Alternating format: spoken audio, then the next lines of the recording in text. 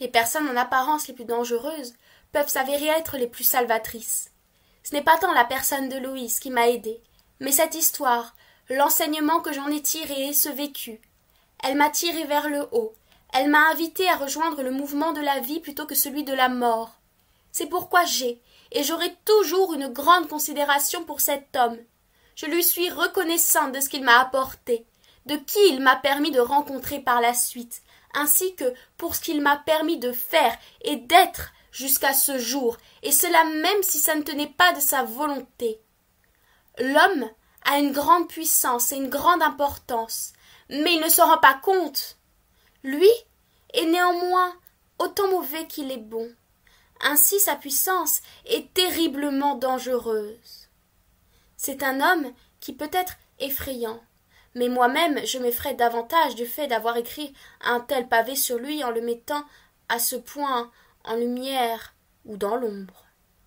Même si je l'ai coloré avec des yeux d'amoureuse, sachez que je néglige pas la part de noirceur et surtout notre incompatibilité amoureuse.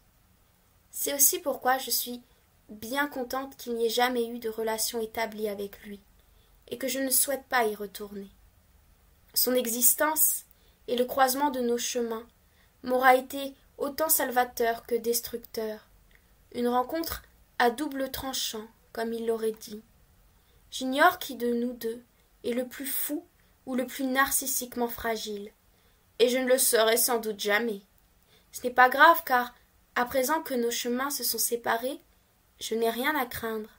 Je ne souhaite pas lui accorder trop de place, mais me séparer psychiquement de lui, pour qu'enfin je me libère et que je puisse finir au mieux mon deuil.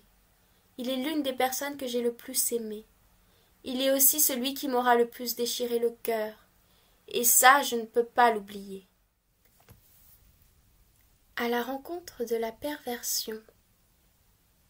Aimantée, j'ouvre une porte d'or, les gouttes d'or. Je crois aux artifices et je dors, gouttes tombent.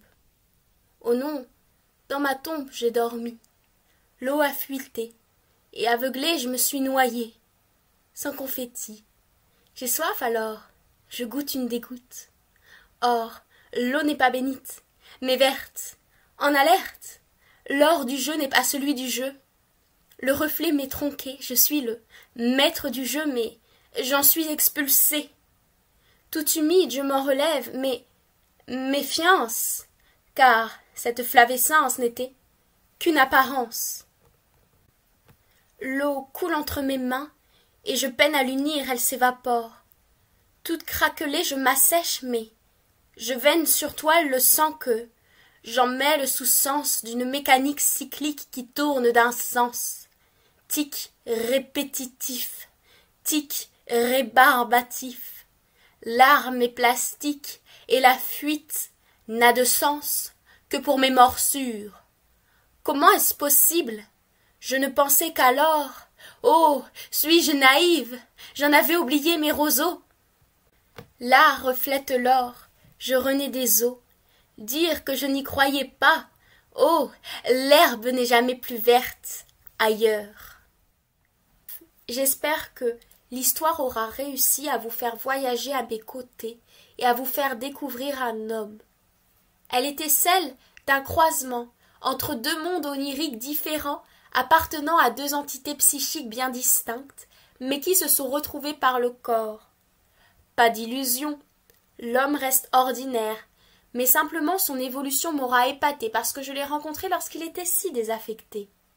Il a tissé sa toile, et à partir d'elle j'ai découvert mon œuvre, l'œuvre de mon déchirement amoureux et de mon désenchantement face à un homme absent, l'œuvre qui m'a construite en tant que femme, l'œuvre qui m'a menée à mon évolution, l'œuvre qui, j'espère, me permettra de ne plus jamais m'oublier dans un homme, mais qui me permettra d'oser exister pleinement en étant qui je suis uniquement.